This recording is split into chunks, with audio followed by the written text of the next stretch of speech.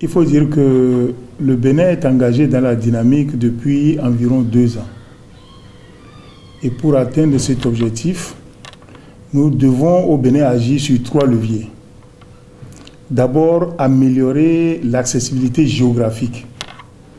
Faire en sorte que les centres de santé soient le plus proches possible des citoyens. Améliorer aussi l'accessibilité financière. Nous savons que nos populations sont pauvres. L'État doit pouvoir agir pour leur permettre d'accéder aux soins et améliorer aussi la qualité de l'offre de soins. Il faut faire en sorte que les soins qui sont administrés aux populations à tous les niveaux de la pyramide sanitaire soient des soins de qualité. Donc par rapport à l'accessibilité géographique, nous avons une pyramide sanitaire qui nous permet d'agir jusqu'à la base. Donc il est question de faire en sorte que tous ces centres soient véritablement fonctionnels pour permettre l'accessibilité géographique, pour améliorer l'accessibilité géographique. Par rapport à l'accessibilité financière, le gouvernement a initié ARCHE. C'est l'assurance pour le renforcement du capital humain, qui est un paquet de services dont l'assurance maladie universelle, qui va prendre tous les citoyens que nous avons classés en 3 catégories. Nous avons les pauvres extrêmes, les pauvres non extrêmes et ceux qui ne sont pas pauvres. Les pauvres extrêmes seront entièrement supportés par l'État. Les pauvres non extrêmes vont apporter une contribution, l'État va apporter le complément. Et ceux qui peuvent se prendre en charge vont cotiser pour assurer leur santé. Pour que tous les citoyens puissent contribuer au financement de cette assurance-là. Parce que la santé doit être garantie pour tous les citoyens. Dans le cadre de ce financement, le budget national y contribue à quel taux? La contribution du budget national, pour les pauvres extrêmes, la contribution, c'est le budget qui supporte entièrement les pauvres extrêmes. Pour les pauvres non extrêmes, ils participent jusqu'à un certain niveau et l'État apporte le complément. Pour les citoyens ordinaires, ils participent, ils cotisent. Et c'est leur cotisation, ce qu'ils auront cotisé, qui va permettre de les prendre en charge. Donc la contribution de l'État est en train d'être évaluée, puisque aujourd'hui nous connaissons à peu près le nombre de pauvres extrêmes. Les pauvres non extrêmes, le travail est en train d'être fait.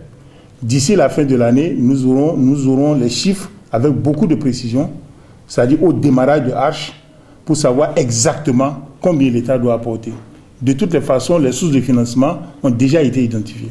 Les partenaires ont accepté de nous accompagner. Mais il faut dire que l'accompagnement des partenaires, ça va être à court et à moyen terme. Ce qui est sûr, à long terme, nous devons pouvoir prendre en charge les charges et nous devons pouvoir supporter les charges nous-mêmes. C'est vrai, ce modèle n'est pas sans difficulté, mais il faut dire qu'avant ce modèle, l'État s'était engagé, le gouvernement qui a précédé le nôtre, s'était engagé dans une logique de gratuité. Nous avions par exemple la gratuité de la césarienne, la gratuité par rapport à la prise en charge du paludisme chez les enfants de 0 à 5 ans et chez les femmes enceintes, la gratuité par rapport à la dialyse. Nous avons la gratuité par rapport à la prise en charge des hépatites. Ces gratuités-là coûtaient déjà excessivement cher à l'État. Et puis, ces gratuités n'ont pas de sens, puisque la gratuité est systématique. Par exemple, la gratuité de la césarienne, ce n'est pas seulement pour les nécessiteux, c'est pour tous les citoyens. Il y a des gens qui n'ont pas besoin de ça. Il y a des gens qui ont suffisamment de moyens pour payer. Et on leur propose la gratuité.